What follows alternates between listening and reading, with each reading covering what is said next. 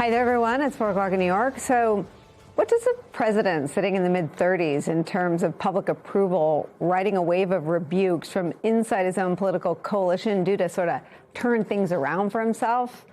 If you guessed exonerate the most violent insurrectionists who were convicted of seditious conspiracy on January 6th, then you win.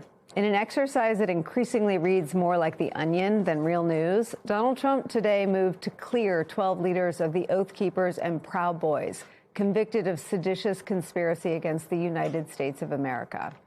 In the words of Congressman Jamie Raskin, it turns the Department of Justice into, quote, in-house counsel for the Oath Keepers and Proud Boys. While Donald Trump commuted the sentences of the Oath Keepers and Proud Boys on day one of his second term, what the Trump Justice Department is asking for is to erase their guilty verdicts and dismiss the charges with prejudice. A dismissal with prejudice prevents the government from bringing the cases again. Congressman Jamie Raskin calls it, quote, an appalling and dangerous turn of events, adding, quote, the same DOJ that prosecuted these men and secured their criminal convictions beyond any reasonable doubt is now asking a court to whitewash their crimes and pretend that they never led the insurrectionist mob that beat, crushed indoors, wounded, injured, and hospitalized 140 of our law enforcement officers, disfiguring and disabling some of them for life. These motions are part of Donald Trump's continuing campaign to placate and curry favor with the extreme right, which acts as his private sworn militia.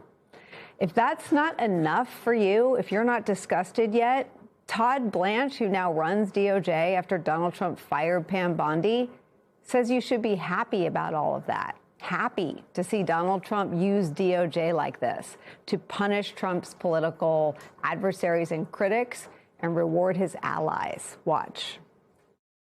So he is somebody who has high expectations for his cabinet and for this administration. It's not just the Department of Justice, it's in every single area. And so that type of communication from President Trump should make every American happy, because it means that there's an executive, a chief executive, that is making sure every one of his cabinet members are working as hard as they should.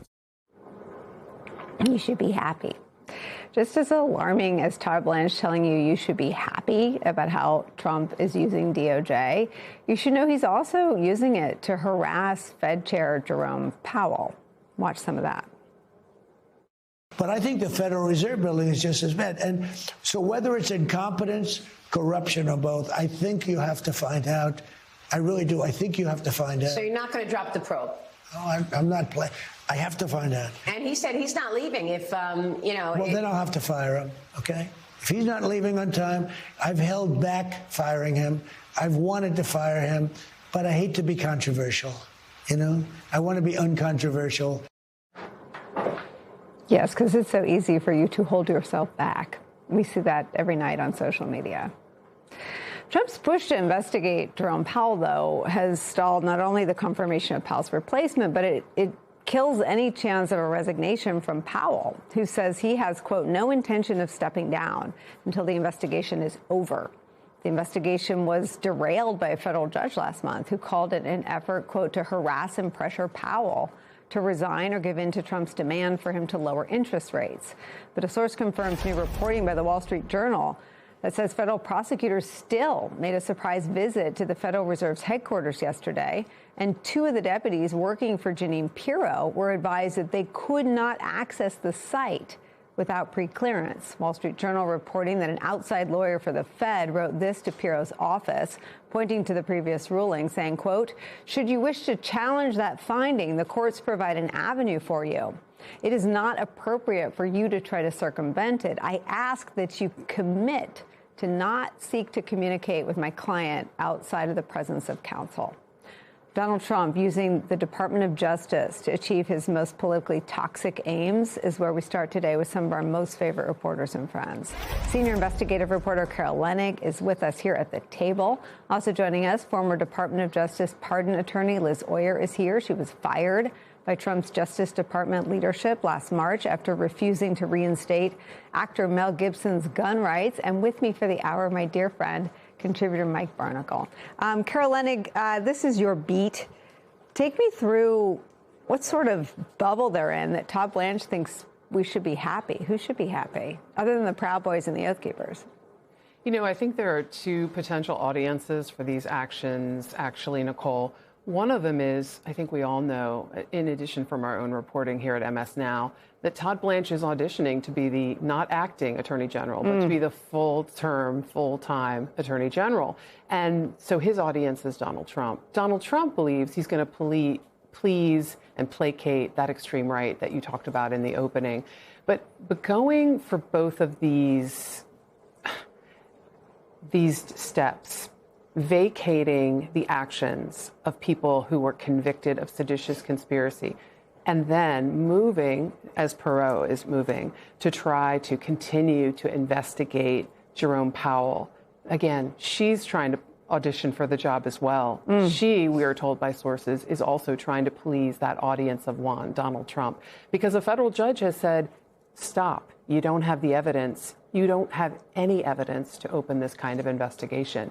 I do know from some reporting I did today in preparation for coming on and talking with you that sources say Perot does not believe that the chief judge will succeed on appeal. And therefore, she's concluded in her legal assessment, which is a little early, a little premature to do so, but that she's concluded that a judge can't tell a prosecutor what to do in an investigation. And that's why she's proceeding the way she is. And so she dispatched the prosecutors yesterday to... Authorized it for sure. In defiance of a federal judge? Yes. Because she thinks she'll prevail. She thinks she will ultimately prevail, and it's not his place to tell her what to do. You know, and I will say this, in fairness, in full transparency, what the judge did is really unusual, and I said this, I think, at the time, probably on your show.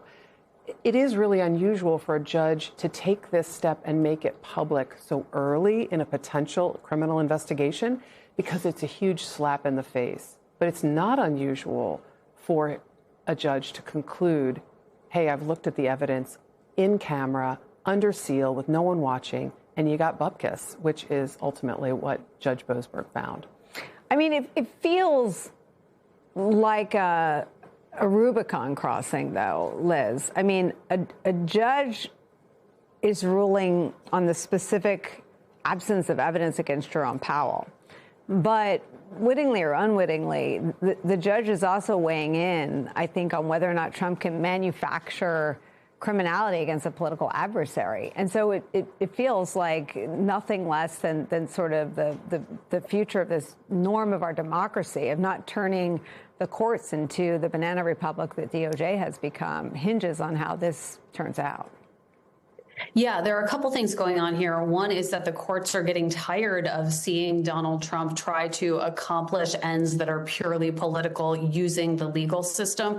What Donald Trump wants at the end of the day is never going to happen. He wants convictions where there is no crime, and that is just not possible as long as the courts hold up their end of the bargain under the Constitution, and as long as the citizens who serve on grand juries and juries refuse to indict and convict people where there is no evidence. Donald Trump is growing increasingly frustrated with that pushback from other parts of the system, but that's how our system is intended to work. And Judge Boasberg is sending the message here that the president cannot fool around with the legal system to achieve political ends. Jeanine Pirro's role in all of this is largely performative. She may or may not believe that Judge Boasberg's ruling will hold up, but what she knows is that she will get a headline out of sending her prosecutors to this construction site. It is a stunt. It is a performance. Federal prosecutors do not go to construction sites to walk around. There is nothing that could productively be accomplished by two federal prosecutors who have legal responsibilities in the courtroom by going down to a construction site and walking around. There's absolutely nothing other than a performance stunt. And this is what members of this DOJ do. Frankly, we saw Ed Martin, who's currently the pardon attorney occupying my old job, do this in the past. He and his assistant went to Letitia James's home in New York and walked around and staged a photo opportunity outside of her brownstone. It's all performance for the audience of one, Donald Trump, and it really has nothing to do with making cases within the rules of the justice system.